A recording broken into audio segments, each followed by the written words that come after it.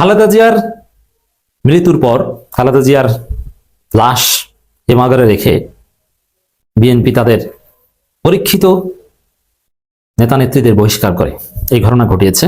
এই বহিষ্কারের কাজটা এখন না করলেও পারত। বিএনপি 7 দিনের শোক পালন করছে। তার মধ্যে এই বহিষ্কার, যেখানে খালেদা জিয়ার প্রতি যারা বহিষ্কৃত হচ্ছে, যেমন জামাত শিবিরেরই ব্যাপক আবেগ খালেদা জিয়ার প্রতি, পুরো জাতির আবেগ, এমনকি এখন আওয়ামী লীগেরও আবেগ আমরা দেখতে পাচ্ছি। সজীব ওয়াজেদ জয়, শেখ হাসিনা, এটা রাজনৈতিক সৌজন্যতা, তারা শোক জানিয়েছে। কিন্তু এটা এক ধরনের সার্কাস, এবং এটা খুবই আপত্তিকর যে যেই আওয়ামী লীগ খালেদা জিয়াকে স্লো পয়জনিং করে জেলে নিয়ে কষ্ট দিয়ে নির্যাতন করে মৃত্যুর দিকে ঠেলে দিয়েছে, সে আওয়ামী লীগ এখন শোক জানায়। What ever. এখন খালেদা জিয়ার প্রতি বিএনপির, বর্তমান বিএনপি সাবেক, Khaleda Zia is beyond BNP. তাকে তার লাশ হিমাগারে রেখে কেন রুমিন ফারহানা সহ বিএনপির পরীক্ষিত অনেক নেতা নেত্রীদের, হেভিওয়েট এবং হিট নেতা নেত্রীদের বহিষ্কার করতে হবে? এটা অমানবিক, এবং এটা খালেদা জিয়ার প্রতিও এক ধরনের অবমাননা। শোকের মধ্যে এই ধরনের ঘটনা ঘটানোর কোনো প্রয়োজন ছিল না। আপনি খালেদা জিয়ার দাফন কাফন শেষ হোক, তারপরে করেন। এবং দুঃখজনক বিষয়, এটা বিএনপির একটা ব্যর্থতা যে খালেদা জিয়া মৃত্যুবরণ করলেন। আমরা বারবার আল্লাহর কাছে দোয়া করছি, কিন্তু দেশের রাজনীতিতে এটা নিয়ে বা জনগণের মধ্যে এটা নিয়ে তেমন কোনো আলোচনা নেই। দেখেন, শরীফ ওসমান হাদির পর আজ পুরো বাংলাদেশ থমকে গিয়েছিল, কিন্তু সোশ্যাল মিডিয়ায় জনগণের মধ্যে, চায়ের দোকানে, রিক্সা ভ্যানে দেখেন কোথাও কোনো আলোচনা। এর মানে খালেদা জিয়া মানুষের মন থেকে মারা গেছে। ওই অসুস্থ হয়ে যখন হসপিটালে ভর্তি হয়েছিলেন, তখন মানুষের মধ্যে একটা আগ্রহ ছিল। আর তারেক রহমান যদি তখন আসতেন, তখন বিএনপির এই অবস্থা হতো না। খালেদা জিয়াকে নিয়ে আরো বেশি আলোচনা হোক জনপরিসরে, খালেদা জিয়াকে নিয়ে চর্চা হোক, খালেদা জিয়ার বিভিন্ন বক্তব্য সোশ্যাল মিডিয়ায় ভেসে বেড়াক, যেরকম ওসমান হাদির ক্ষেত্রে দেখেছি। আমরা এটাই প্রত্যাশা করেছিলাম, কিন্তু না, সেরকম হয়নি। মানে কিছুই না। সোশ্যাল মিডিয়ায় ঢুকলে অনেকে, সাধারণত কোনো একটা বড় ঘটনা ঢুকলে, আপনি যদি ফেসবুকে ঢুকেন, বড় ঘটনা ঘটলে সাথে সাথে আপনি দেখবেন যে ওই ঘটনাটা আপনি জেনে যাবেন, কারণ নিউজ ফিডে ওই ঘটনাটাই বারবার ভেসে আসবে। কিন্তু খালেদা জিয়ার মতো একজন মহান রাজনীতিবিদ, মহিয়সী নারী, বাংলাদেশের ইতিহাসে এক বিরল ব্যক্তিত্ব, তিনি মৃত্যুবরণ করেছেন। ফেসবুক ইউজাররা অনেকক্ষণ পর জানতে পারে যে খালেদা জিয়া মারা গেছে, এবং অনেক সময় পর। টাইমিংটাও এমন সময় যে মানুষ ঘুমানো ছিল, কারণ বাংলাদেশে এই সময় মানুষ 10টা-11টার আগে নিউজ ওইভাবে দেখার সুযোগ পায় না, ঘুম থেকে আগে উঠলেও। এটা বিএনপির ভুলেই অবস্থা হয়েছে। আবার বিএনপির লোকজন বাড়াবাড়িমূলকভাবে জগন্নাথ বিশ্ববিদ্যালয়ের ছাত্র সংসদ নির্বাচন বন্ধ করেছে। এটা আরেকটা অন্যায়। হতে পারত যে জগন্নাথ বিশ্ববিদ্যালয়ের ছাত্র সংসদ নির্বাচন হচ্ছে আর খালেদা জিয়ার জন্য স্টুডেন্টরা শোক জানাচ্ছে, বরং নির্বাচনে নিয়ে কোনো অনিয়ম উত্তেজনা এটাও হতো না যদি এই শোকের মধ্যেই নির্বাচনটা হয়ে যেত, এবং কেউ ভোট চুরি বা এগুলো কল্পনা করতে পারতো না। কালো ব্যাস পরে মানুষ, শোকটা আরো বেশি দৃশ্যমান হতো। কিন্তু কি হয়েছে, ছাত্রছাত্রীরা মিছিল করেছে, সেখানে আবার নারী তাকবীর স্লোগান নিয়ে আরেক ঘটনা। এটা খালেদা জিয়াকে এক ধরনের অবমাননার মতো। তো দর্শক, আরো আমরা যেগুলো দেখছি সেগুলো খালেদা জিয়ার জন্য যথাযথ সম্মানজনক নয়। সাপোজ রুমিন ফারহানা সহ 8 নেতাকে বিএনপি থেকে বহিষ্কার করা হয়েছে খালেদা জিয়ার লাশ ফ্রিজে রেখে। এখন এই রুমিন ফারহানারা এতদিন বিএনপি রাজনীতি করেছে, খালেদা জিয়ার রাজনীতি করেছে, বিতর্ক পক্ষে আরো যারা আছে সবাই বিএনপির পরীক্ষিত। এখন তারা, এই লোকগুলো যদি খালেদা জিয়ার জানাজায় যায় বা তার লাশ দেখতে যায়, তখন বিএনপি কি স্বাভাবিকভাবে এটা নিবে? বিএনপির যারা বর্তমান নেতৃবৃন্দ থাকবে, তারা তাকে ঢুকতে দিবে না, দেখতে দিবে না। আর অপ্রীতিকর, বা জানাজায় গেলে বলবে তুমি কেউ পিছনে যে দাঁড়াও, মানে আলাদা নিজেদের দলের গুরুত্বপূর্ণ নেতা এসেছে একটু রেসপেক্ট করে সামনে দিই, বা এরকম কিছু হবে না। তো এইটা খালেদা জিয়াকে ঘিরে এরকম অপ্রীতিকর পরিস্থিতি কেন তৈরি হবে? তো দর্শক, খবর, বিএনপির জাতীয় নির্বাহী কমিটির সহ আন্তর্জাতিক বিষয়ক সম্পাদক ব্যারিস্টার রুমিন ফারহানা সহ 8 নেতাকে দলটির প্রাথমিক সদস্যপদ সহ সকল পর্যায়ের পদ থেকে বহিষ্কার করা হয়েছে। যে রুমিন ফারহানা কত কত কিছু করলেন বিএনপির পক্ষ হয়ে, কত ন্যারেটিভ, এবং জামাতকে বিএনপির পক্ষ থেকে গালি দেওয়ার যে মূল ইনস্ট্রুমেন্ট, 71 অমুক তমুক, নারী প্রশ্ন, এগুলো তো রুমিন ফারহানাই করেছেন। তো পিনাকি ভট্টাচার্য সফল, রুমিন ফারহানার বিরুদ্ধে পিনাকি ভট্টাচার্য অনেক অ্যাক্টিভিজম করেছেন। এখন রুমিন ফারহানা বিএনপি থেকে নাই হয়ে গেছে, এবং বলছে আল্লাহর হুকুমে, আল্লাহর ইচ্ছায় ধানের শীষের বিরুদ্ধে নির্বাচন করছি। আমি বলছি যে আল্লাহর ইচ্ছা এইভাবেই বিএনপি পরাজিত হবে। তো দর্শক, তাও খালেদা জিয়ার মৃত্যু দিনে রুমিন ফারহানাকে বহিষ্কার, এটা কষ্টের। এটা আমি ভালোভাবে দেখছি না। এবং মানুষ এটা ভালোভাবে দেখবে না। এবং খালেদা জিয়ার মৃত্যুর ঘটনাটাও ব্যাডলি সেলিব্রেট হচ্ছে এবং মার্কিং হচ্ছে। মঙ্গলবার বিএনপির সিনিয়র যুগ্ম মহাসচিব অ্যাডভোকেট রুহুল কবির রিজভী স্বাক্ষরিত এক বিজ্ঞপ্তিতে বিষয় জানানো হয়। রুহুল কবির রিজভী খালেদা জিয়ার জন্য শোক জানাতে যায়নি নাকি, বা শোক জানায়নি? তিনি এই বহিষ্কারাদেশ স্বাক্ষর করেন বসে বসে। শোক কোথায়? সমস্ত কার্যক্রম বন্ধ থাকবে, অফিসিয়াল কোনো পেপার সাইন টিন করা হবে না খালেদা জিয়ার মৃত্যুর পর, এমনকি দাফন পর্যন্ত সর্বোচ্চ 7 দিন বাদ দিলাম, তারা শোক পালন করবে 7 দিন, আমি জাস্ট মৃত্যু থেকে দাফন পর্যন্ত ধরলাম, অথচ তার মধ্যেই বহিষ্কারাদেশ সাইন করে। It's very bad example. এবং নিষ্ঠুরতা এটা, তাদের হৃদয় গলে না। খালেদা জিয়ার মৃত্যুতে বিএনপির মন কাঁপে না, হৃদয় কাঁপে না, কষ্ট পায় না, মনে মনে স্বাভাবিকভাবেই চলছে। এতে বলা হয় দলীয় সিদ্ধান্ত অমান্য করে সাংগঠনিক কর্মকাণ্ড পরিচালনার জন্য জাতীয় নির্বাহী কমিটি সহ আন্তর্জাতিক বিষয়ক সম্পাদক ব্যারিস্টার রহিন ফারহানা, জাতীয় নির্বাহী কমিটির সদস্য গিয়াসউদ্দিন, মোহাম্মদ শাহ আলম, হাসান মামুন। এই হাসান মামুন হচ্ছে ভিপি নুরের বিরুদ্ধে যিনি নির্বাচন করছেন, সে আব্দুল খালেক, কেন্দ্রীয় ছাত্রদলের সাবেক সহসভাপতি ও বাংলাদেশ হিন্দু বৌদ্ধ খ্রিস্টান কল্যাণ ফ্রন্টের মহাসচিব তরুণ দে, ঢাকা মহানগর উত্তর বিএনপির সাবেক আহ্বায়ক সাইফুল আলম নীরব। সাইফুল আলম নীরব কিন্তু বড় নেতা, আজকে সেও নাই বহিষ্কার। সিলেট জেলা বিএনপি সভাপতি মামুনুর রশিদ, চাকসু মাহমুদ অত্যন্ত জনপ্রিয় নেতা, এবং এগুলো কিন্তু ওই কিছু হুজুরকে দলে নেওয়ার জন্য এই জটিলতা, এবং ভিপি নুরদের মতো নেতাদের নেওয়ার কারণে, এর সাধ্যের নিতে যাওয়ার কারণে দিন শেষে এরাই জিতে আসবে দেখবেন। ও ব্রাহ্মণবাড়ী জেলাধীন বাঞ্ছারামপুর উপজেলা বিএনপি সভাপতি কৃষিবিদ মেহেদী হাসান পলাশকে বাংলাদেশ জাতীয়তাবাদী দল বিএনপির প্রাথমিক সদস্য সকল পর্যায় থেকে বহিষ্কার করা হলো। এর মধ্য দিয়ে বিএনপি রাজনীতিতে একটা নেতিবাচক বার্তা দিল, এবং খালেদা জিয়ার শোকের সাথে এ ধরনের ঘটনা যায় না। গতকালকে বাংলাদেশে একটি অভাবনীয় কাণ্ড ঘটে গেল, যে জামাত ইসলাম একটি 10 দলীয় জোট করে ফেললো, যেটা অনেকেই মনে করেছিলেন যে সম্ভব হবে না এবং অনেক চ্যালেঞ্জিং হবে। এবং আমি এটাকে অভাবনীয় বলি কেন, জামাত ইসলামকে এতদিন যারা শুধু ইসলামিক ঘরানা রাজনৈতিক দল মনে করত, সেই ধারণা থেকে একটু হলেও জামাত চমক দেখাতে পেরেছে। বিশেষ করে শুরু থেকেই যদি বলি যে তারা তাদের দলীয় লোগো পরিবর্তন, তারপরে হিন্দু কমিটি গঠন, হিন্দুদেরকে মনোনয়ন, নারীদের অংশগ্রহণ ইত্যাদি নিয়ে মোটামুটি একটা অ্যাডভান্স ছিল। এবং আপনারা জানেন যে ছাত্র শিবির তারা কিন্তু অনেক আধুনিক অনেক কাজকর্ম করতেছে।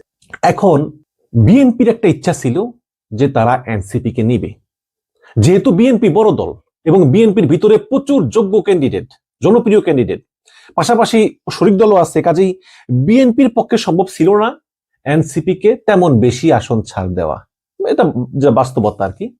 বাট বিএনপি চেয়েছিল যাতে এনসিপি বিএনপির সঙ্গে থাকে, কিন্তু যেহেতু আসন সংখ্যা অনেক কম, কাজেই এনসিপি বিএনপির সঙ্গে যায়নি। এবং আরেকটা বিষয় হচ্ছে যে অনেকেই মনে জানেন না, আমি প্রায় সময় বলি সরকারের ভিতরে একটা গুপ্ত সরকার আছে। তারা কারা? তারা এই যে আছে উপদেষ্টা আদিলুর রহমান খান সহ অন্যান্য উপদেষ্টা, ওই যে ফরিদা কি যেন নাম, ওই যে মৎস্য উপদেষ্টা, তারপরে এর সঙ্গে আবার আছে যে ছোটন, তারপরে আমাদের পিনাকি ভট্টাচার্য, এই যারা এই গ্রুপটা আছে, তারা কিন্তু প্রচুর চেয়েছিল যে এনসিপি জামাত ইসলামের সঙ্গেই যাক। তারা এনসিপি কে বুঝিয়েছে যে দেখো বিএনপি জনপ্রিয় দল, আওয়ামী লীগ নাই মাঠে, বিএনপি নিশ্চিত ক্ষমতা আসবে। বাট বিএনপি ক্ষমতা আসার পরে খেলা কিন্তু এখানেই শেষ না, খেলা সবেমাত্র শুরু। বিএনপি ক্ষমতা আসার পরেই খেলা শুরু হবে, আসল খেলা।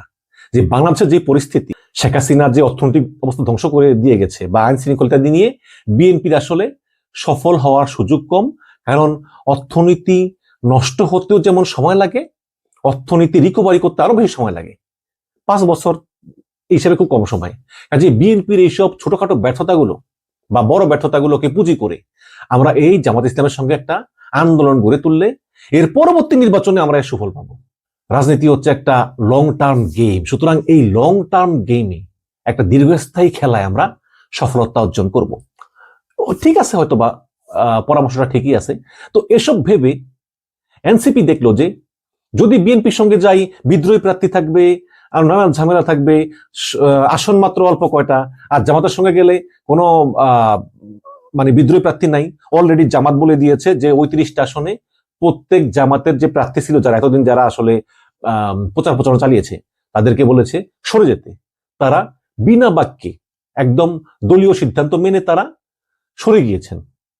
কিন্তু বিএনপি হলে কি হতো? বিএনপি হলে ঝামেলা হতো, রাস্তাঘাট দখল হতো, তারপরে ওই যে রাস্তাঘাট ঘেরাও করে আন্দোলন, তারপরে কুশপুত্তলিকা দাহ, তারপরে বিদ্রোহী প্রার্থীর ঘোষণা। এবং অলরেডি বিএনপির প্রচুর লোকজন বিদ্রোহী প্রার্থী হওয়ার ঘোষণা দিয়েছে, যেমন বিপিনুরের আসনে হাসান মামুন প্রার্থী হবেন বিদ্রোহী প্রার্থী, তাহলে বিএনপি লোকে বিপ্লবীকে ভোট দিবে? দিবে না তো।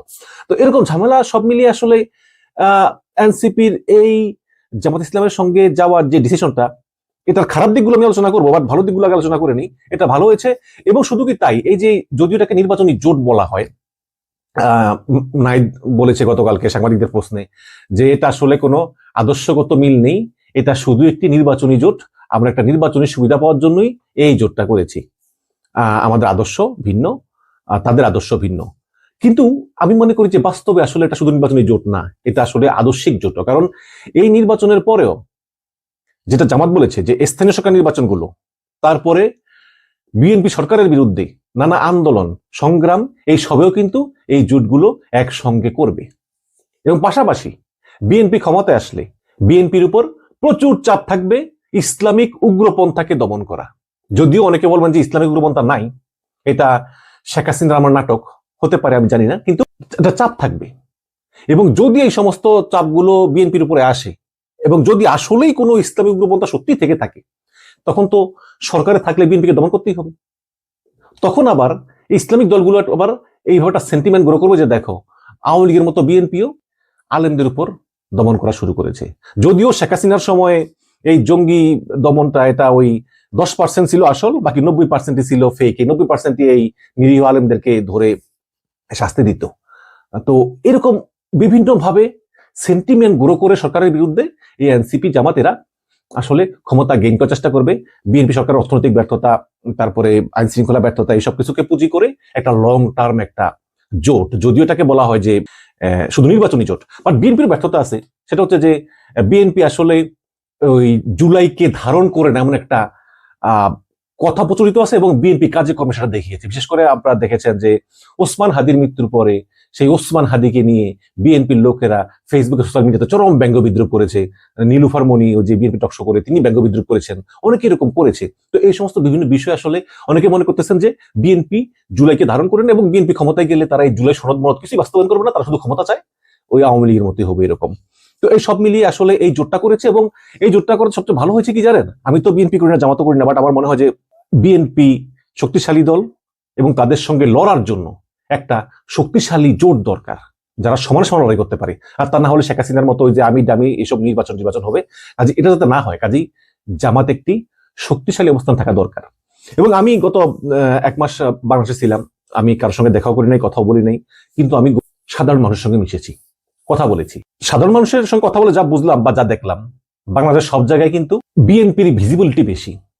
কর্মী, মার্কা, লোক সমাগম, তারপরে হুন্ডার বহর, প্রচুর মিটিং মিছিল সব।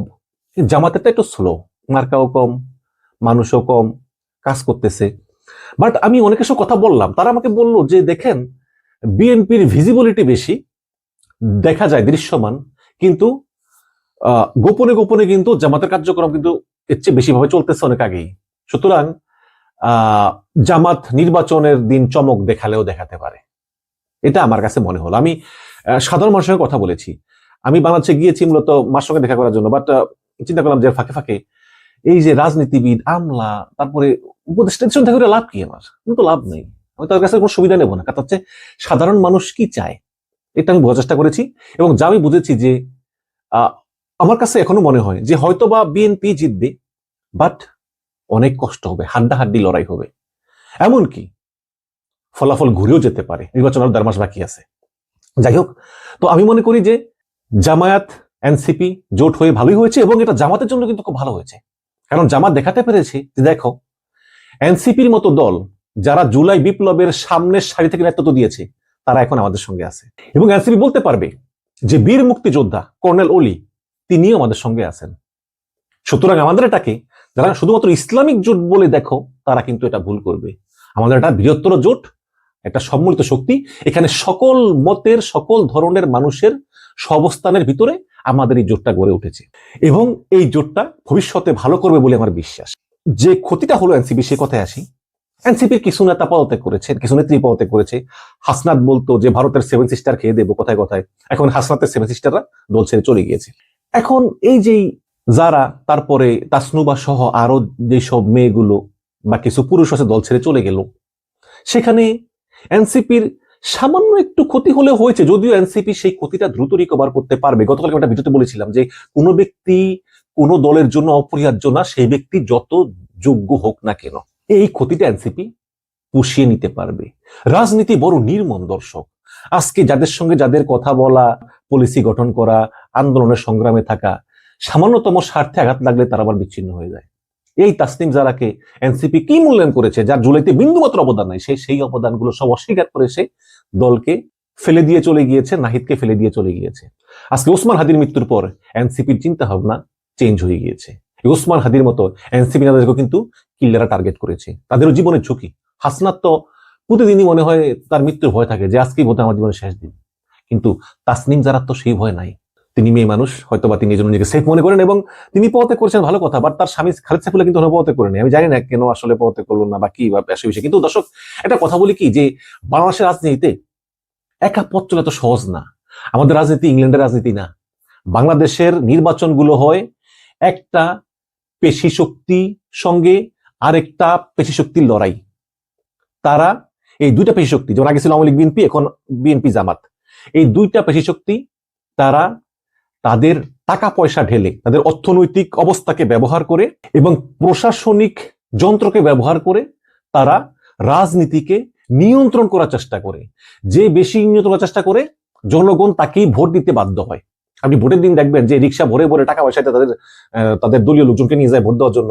আবার যদি মনে করে যে অমুক লোক আমাকে ভোট দিবে না, তাহলে ওই লোককে আবার ভোট কেন্দ্রে আসতে বাধা দেয়। এরকম হয়তো বাংলাদেশের প্রত্যেকটা নির্বাচনে, ইনক্লুডিং তত্ত্বাবধায়ক সরকার আমল নির্বাচন সহ প্রতিটা নির্বাচনের দিনই তো আপনার 20, 30, 40, 50 জন মারা যায়। কেন মারা যায়? কাজেই বাংলাদেশের নির্বাচন আসলে ওই ইংল্যান্ড আগের মতো না। এখানে হচ্ছে যে যে যত বেশি পেশি শক্তি দেখাতে পারে সেই জিতে। তাহলে প্রশ্ন করতে পারেন যে তাহলে স্বতন্ত্র জিতে না? স্বতন্ত্র জিতে, কিন্তু স্বতন্ত্র তারাই জিতে যারা ওই বিএনপি বা আওয়ামী লীগের বিদ্রোহী প্রার্থী। হ্যাঁ, বড় দলগুলো বিদ্রোহী প্রার্থী। এইখানে হয়তো দল এমন কাউকে মনোনয়ন দিয়েছে যে যোগ্য না, বা বড় দল জোটকে ছেড়ে দিয়েছে আসনটা, ওই আসনে বিএনপির প্রার্থী বা আগের আমলে আওয়ামী লীগ প্রার্থী হলে তারা স্বতন্ত্র হয়ে জিতত। কিন্তু সাধারণ একজন মানুষ দাঁড়িয়ে ওই তাসনিম জারার মতো ভালো, সৎ, যোগ্য, এইরকম আসলে খুবই কঠিন। I am sorry to say, but খুবই কঠিন। এর জন্য তাসনিম জারা যদি জিতে, আমি তার জন্য প্রার্থনা করি যাতে তিনি জয়লাভ করে, বাট জয়ের সম্ভাবনা খুবই কম। এবং এই এনসিপির মেয়েগুলোর দল ছেড়ে দেওয়ার একটা কারণ হচ্ছে যে এটা তো জোট, তাই না? যেই 30টা আসন জামাত এনসিপি কে ছেড়ে দিয়েছে, সেই 30টা আসনে জামাত এনসিপির হয়ে কাজ করবে। আবার বাকি 270টা আসনে এনসিপির অন্য দলের জন্য কাজ করতে হবে। কোন দলের জন্য?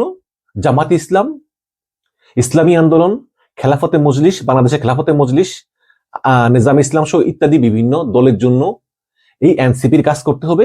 কিন্তু এনসিপি একটি মধ্যপন্থী দল, যে এনসিপি নারী স্বাধীনতায় বিশ্বাস করে এবং মুক্তিযুদ্ধকে ধারণ করে। এখন এই 270টি আসনে এনসিপি এমন এমন প্রার্থীর পক্ষে কাজ করতে হবে যারা আসলে তাদের দলে কোনো নারী রাখে না, তারা এমনকি সংবাদ সম্মেলন করলেও কোনো নারীকে ঢুকতে দেয় না। তাদের দলে যারা সমর্থক, সেই সমর্থকরা কোনো নারী যদি নির্বাচনে প্রতিদ্বন্দ্বিতা করে, সেই নারীকে ভোট দিবে না। এমনকি সেই নারী যদি এনসিপি থেকেও দাঁড়ায়, তাকেও ভোট দিবে না। কারণ তারা অনেকেই মনে করে যে নারীর নেতৃত্ব আসলে মানে ইসলামের নিয়ম নেই, সুতরাং বিধিবিধান অনুযায়ী নারীকে তারা ভোট দিবে না। সুতরাং সেক্ষেত্রে নারীদের জন্য একটু চ্যালেঞ্জিং হয়ে যায়। যদিও এনসিপি বৃহত্তর স্বার্থে এবং নিজেদের নিরাপত্তার স্বার্থে এবং একটা জোট করার জন্য, যে ওসমান হাদি মারা গিয়েছে সুতরাং আমরা একা থাকার আমাদের উচিত না, ওসমান হাদি একা ছিল, তাকে সহজেই মেরে ফেলেছে, আমরা আসলে একটা বৃহত্তর জোট করি, জন্য আমাদের ভালো হবে, সবই ঠিক আছে। কিন্তু এই দিকটা দিয়ে আসলে আদর্শগতভাবে কখনোই এনসিপির সঙ্গে তাদের মিলবে না।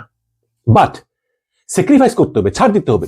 এর জন্য আমার মনে হয় যে উচিত ছিল যে এই যে তাসনুবা, তারপরে তাসনিম জারা, তারপরে আরেকটা মেয়ে ছিল না, ওই যে জুলাই আন্দোলনে ওই সমন্বয়ক, এক কত নারী সমন্বয়ক, মনে পড়তেছে না নামটা, তারা যদি আসলে দলের ভিতর থেকে ফাইট করতো যে না, আমরা এনসিপি, এই আমাদের দলে নারী পুরুষ সমান অধিকার, সুতরাং তোমরা এই ইসলামিক দলগুলো যেহেতু আমাদের সঙ্গে জোট করেছ, সুতরাং আমাদেরকে তোমাদের মেনে নিতে হবে, বিভিন্ন জোটের ফোরামে আমাদের নারী প্রতিনিধি থাকবে এবং আমরা নারীরা আমাদের দলের পক্ষ থেকে আমরা এই জোটে অবদান রাখতে চাই। এইভাবে এনসিপি না ছেড়ে এনসিপির ভিতরে থেকেই কিন্তু একটা চাপ সৃষ্টি করা যেত। দেখুন, বাংলাদেশে 90% মুসলমান, এর ভিতর অনেক আলেম আছে, অনেক দল আছে যারা নারী নেতৃত্ব হারাম মনে করে, নারীরা ঘরে থাকুক এটা মনে করে, নারীদের সমান অধিকার দিতে চায় না। But at the end of the day তারাও কিন্তু আমাদের দেশেরই নাগরিক।